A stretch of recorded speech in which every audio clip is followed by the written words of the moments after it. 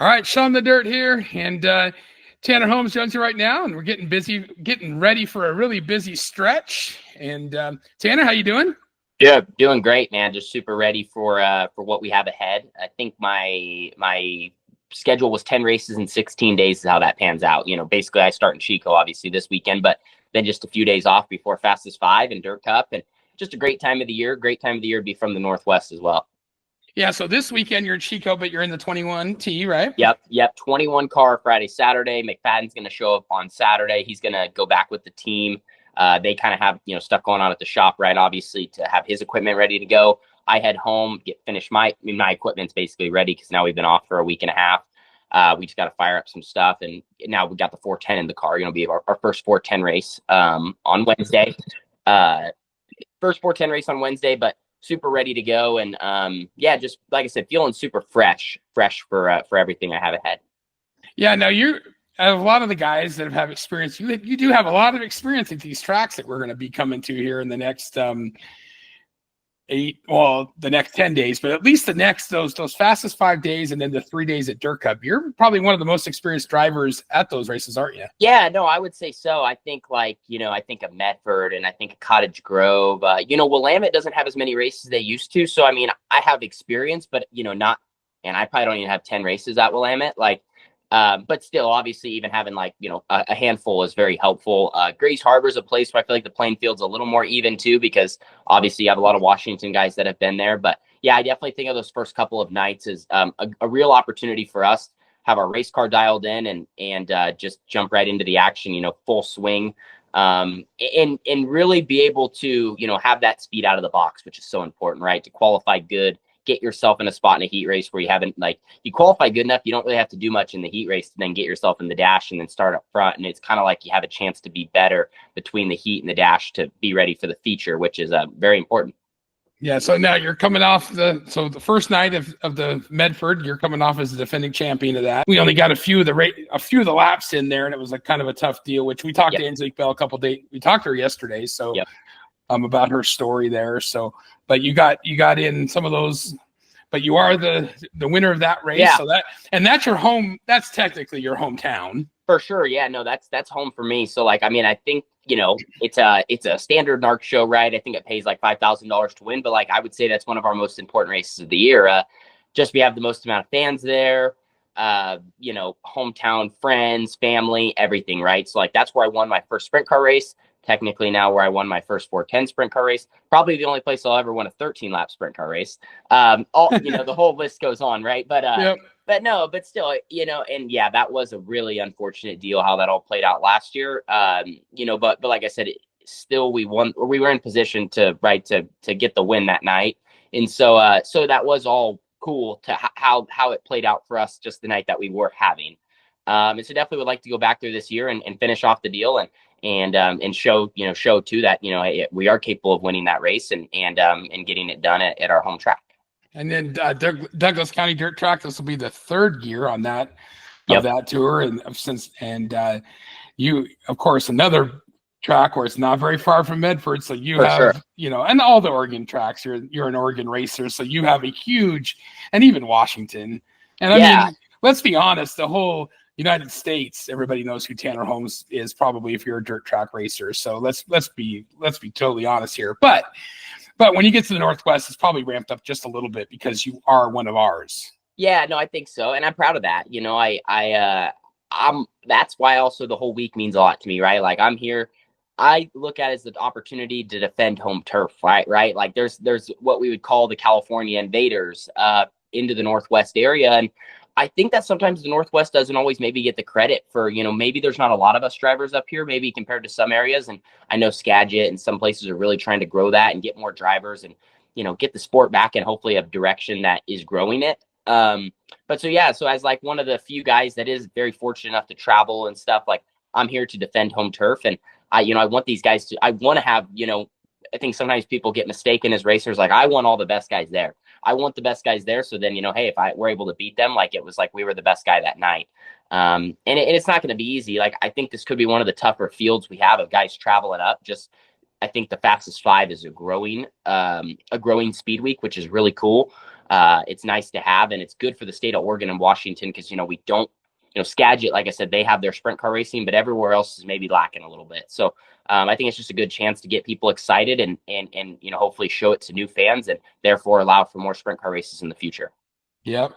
And then Elma, we get to Grays Harbor Raceway, and you're not going to get there a lot this year, it looks like, on your schedule, but you'll get there. You'll get there, of course, for this race. So that's a big thing. So I know the fans will be excited to see you there at Grays Harbor, at my track, of course. Yep. So, the way the track's been this year, I think it's going to be hooked up and fun for the racers, and I think you'll find it exciting there. And of course, that's the largest track that you guys race at, for sure, on this 8 days. So it gets you a little bit probably different gear and a little bit different mindset, huh? Yeah, I think it's just a place where you really get real speed too. I mean, in a Wing 410 sprint car, you're always feeling speed, but like Elma's a place where you really have a lot of room to race. I really have always enjoyed the racetrack. I think it has a lot of potential, and what's interesting there, I think as a driver, it's just a challenging track. It'll catch you off guard. It'll be really fast, and it could be really fast at one point in the night, and then it could be gut slick, very quickly. Especially there, it's weird. It doesn't get super hot, but the sun really beats on the track when the sun is out, and then the cloud cover really affects the track when the cloud cover's out. So like with maybe its location being closer to the ocean, it has a little bit of an effect on how that place will, change. And I think for an outsider, they don't see that as much. For a guy like me, I've been there some. So that's an interesting fact. But what I always just have enjoyed about Elma is just can get really slick and wide. Like I said, a lot of room to race. So that's a good way for us to end the week and just start south and work our way north, and then, go right into the Dirt Cup week. Like, even though we have those couple days off, it's going to be action packed. Actually be nice to catch our breath probably for a minute after 5 nights on the road.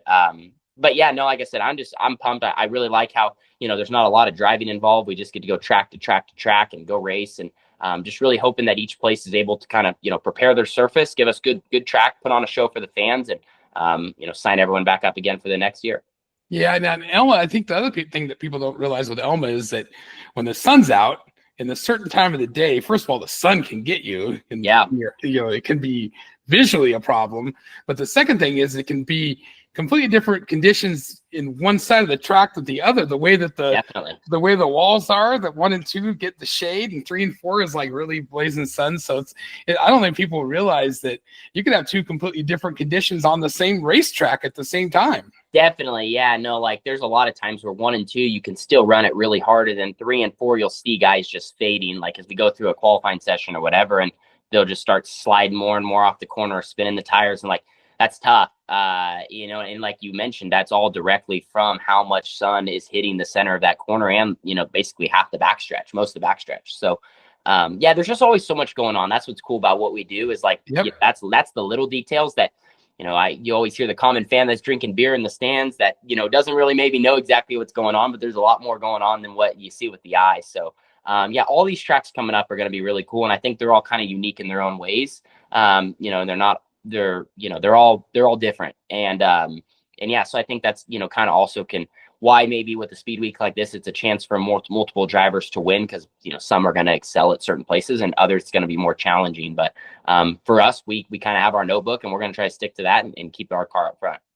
Yeah, now this as fast as 5 days, like you said, you get there as 5 days in a row. You've been doing a little bit of traveling, a lot of traveling, in the Midwest and different things, but you can hit a lot of racetracks very, very quickly there. And in the Northwest, it's not quite the same, is it? For sure. Yeah, no, I think that's why this speed week is so valuable.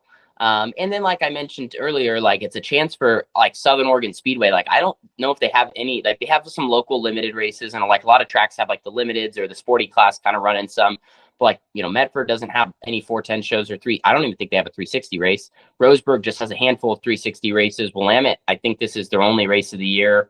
I don't know if they have a 360 show. Cottage Grove obviously has the Marvin and stuff like that, but there's just less weekly racing than there used to be. So I think like a speed week like this, and then they have the speed week, following later in the season, headed up to Skagit's big 26,000 to win. Like we just need more of this in the sport. And like I said, trying to make each night a little bit more of an event and getting people to travel. I've actually, as it went on, there's a lot more people. I've noticed the interest in, camping each night and following the speed week and really having a lot of fun with that and seeing each town, right, like outside of the racing, like going from town to town and enjoying the Northwest. And That's what I always tell fans, people that aren't from the area. I said, man, if you've never been out to Oregon and Washington, you got to get there. And so, yeah, it's just that's what I like, is I think we have a really awesome product, outside of even our racing. We have the attractions, but yeah, I just hope that kind of also like all kind of spiral together and keep growing our speed week and just grow racing in the area, in the show that it is. Now, and then Dirt Cup, we'll talk real quick on Dirt Cup, because I mean, an unsanctioned $100,000 and 26, because it's routine, but still a local, racetrack in the Northwest that's not sanctioned. I think that's crazy. And I know you've been posting about it, especially when it was announced and even recently, but it's pretty big news, huh? Absolutely. Yeah. And I hope they never sanction the Dirt Cup. I think that's the coolest part about it, is that, if you'll pay the money, the big teams are going to come, whether it's sanctioned or not. I think you're going to probably get, I'm sure there's more travelers this year. They haven't announced everyone, but I'm sure there's going to be some invaders. I mean, who wouldn't show up for $100,000? You'd be dumb not to, right? Especially a race like this, some of those national guys are going to look as it's maybe a better chance to win, because there's a few less cars. Maybe you're not dealing with the Brad Sweets, or, I'm sure Rico's not coming, like all those guys are going to Houston's, which is great. I think it's okay. Everyone's on top of each other, because at the end of the day, if a local guy walks out with $100,000, or, even like I said, a bigger name, like no matter what, doesn't matter who wins $100,000, it's going to be cool. So I don't know. I hope they keep it that way. And I think having more events like this actually are good. Like I said, good for the sport. And I think the West Coast needs some of it, because over time, some of our big races that we had were lost to the Outlaws, or lost, because I know they had, they had the Tarleton race, and I don't know all the details on stuff, but like the Tarleton race at one point was an ARC show. Now I think it's an outlaw race. And there's one more that we lost. Maybe it's the High Limit or whatever. But anyway, it doesn't matter. I just think it's cool that the local guys racing for a big payout. At the end of the day, there's still all the big names there. I mean, and when we saw these are all my competitors, but as a genuine, as a race fan in me, to see Justin Sanders' reaction to all the money he won that night, and to see, Corey Day last year. I mean, like I said, the list goes on. So I think no matter how much, you're bringing in a ton of money, you're going to get a really cool show. And I think it's just awesome to have that, the vibe that creates for everyone involved, even us guys that haven't won it yet. That we're chasing it, or that chase, I think you see that in your local guys and that have been competing there each week. Like they're all in prep for Dirt Cup, just like we are. We're just in a different, we're in a different area doing the same stuff. Yep. Now, talking about your season so far, you've been in the Tarleton 21 T. It's a big opportunity for you this year. And it looks like, from my long range, it looks like you've done a great job taking a great opportunity there and capitalize on it, huh? For sure. I think it's been a lot of fun. I think, I think there's positives, and then there's the, I don't know what the word would be, but like, okay, man, we won 2 races. Man, I feel like we've been in contention. Like we really could have won maybe 4 or 5 races. So, you always as a driver looking at that, but still, no, it's been good. We've been consistent. We ran well with NARC. We ran well with High Limit. We got, I think, a couple outlaw shows in, ran a couple really tough shows too. I mean, I know we were at Knoxville the one weekend. There's 65 cars. There's a couple other weekends in there, just really big car counts when we were in the Midwest. But, it was nice to get to put ourselves up against that. And I think we got to see, chances where we could be better.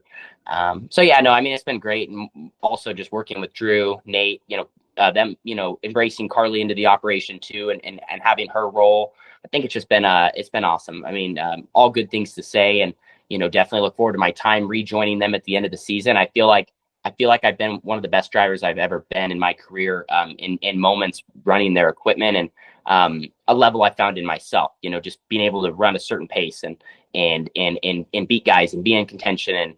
And, some maybe my weaknesses I had before, I feel like I've been able to work on and overcome in ways, being in that car, and it's obviously just really, really fast stuff. So. And then 18T, it didn't start off too hot, did it? It's hilarious. No. That wasn't the hottest, was it?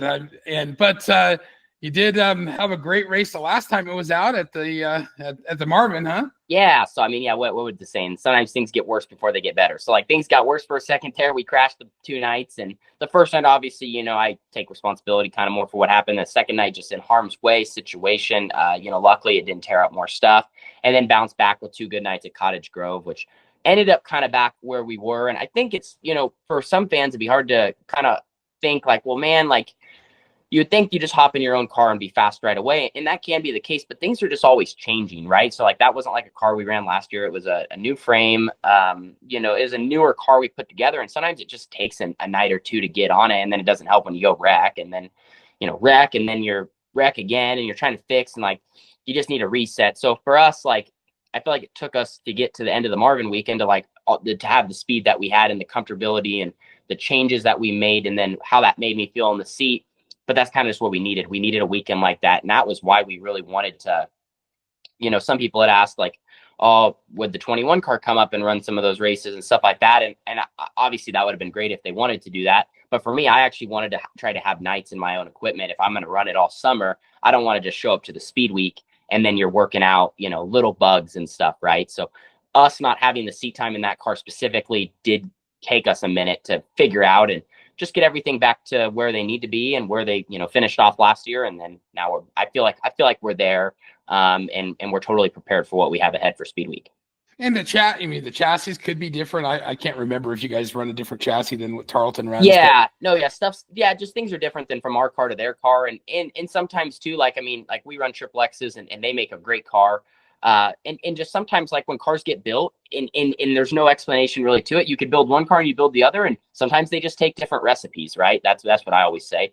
So every time you do that, you're taking that minute to try to figure it out and see how it responds to, you know, what your notebook basically says. And then sometimes you have to go off the rails a little bit, or sometimes it just, you know, takes a minute to come around and see the right track conditions and find your consistency. And I felt like for us, once we finally got at Cottage Grove, same track, back-to-back nights. First night, we really weren't that great, still almost won. Second night, things went our way. We put ourselves in position. I thought we had, you know, a really good car for all 41 laps. So, yeah, like I said, that's where I felt like our 360 program left off. We just had to kind of get back to it there and now jump back in the 410. I think we'll be good.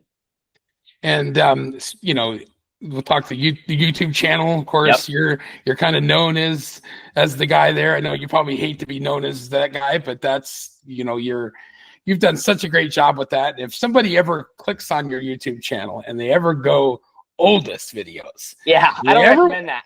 And they ever watch some of those, they're actually very entertaining because you can see you know, you were a young kid and now look at you. You know, I mean, I've been doing this a long time as well, the podcast stuff, right? Not as much video stuff, but people always consider me the OG of like Northwest like media stuff, right? For sure.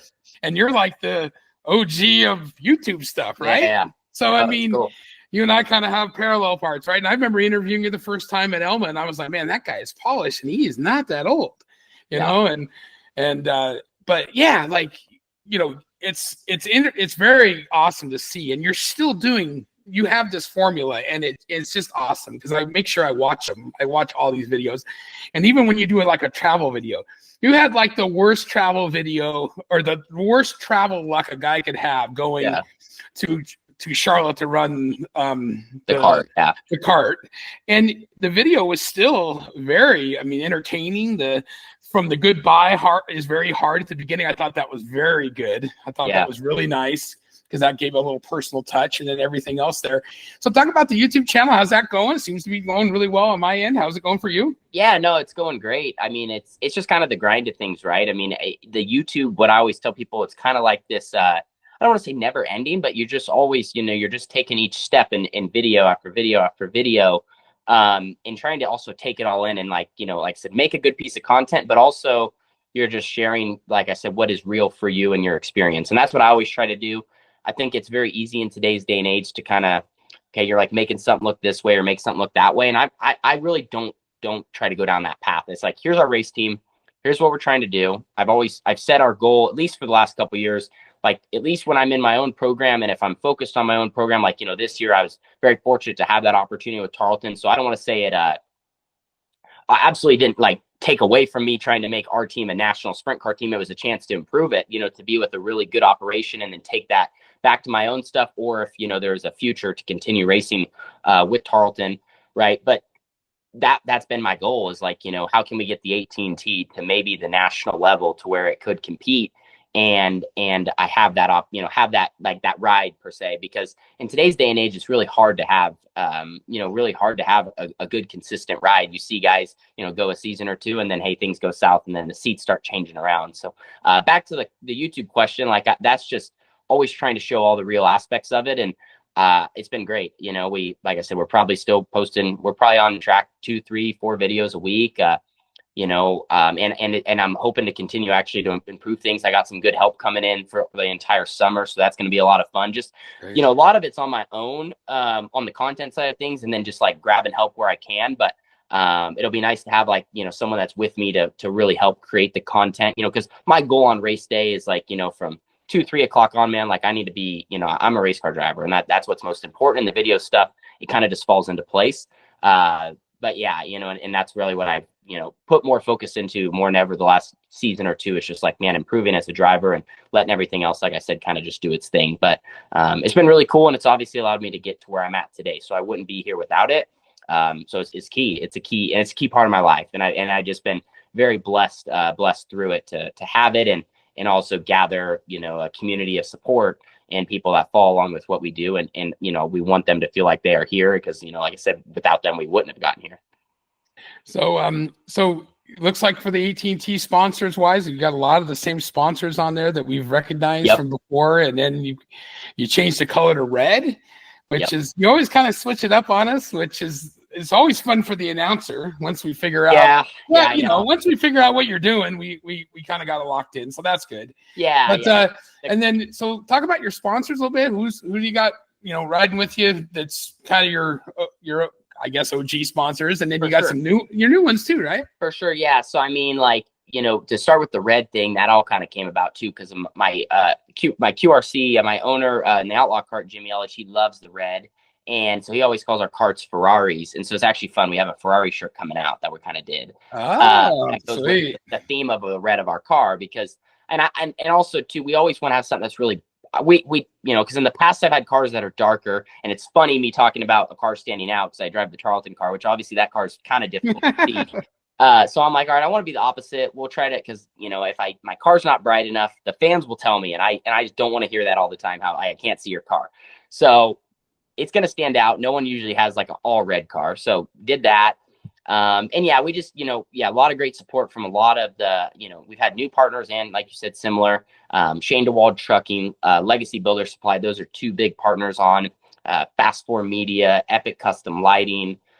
We also have Earth Environmental, Champion Car Wash. They're on there. You see Orville Taxi sponsors, myself, Andy Forsberg. What's cool too is how these partners gather different drivers and they don't just maybe support one, but they support a bunch in dirt racing.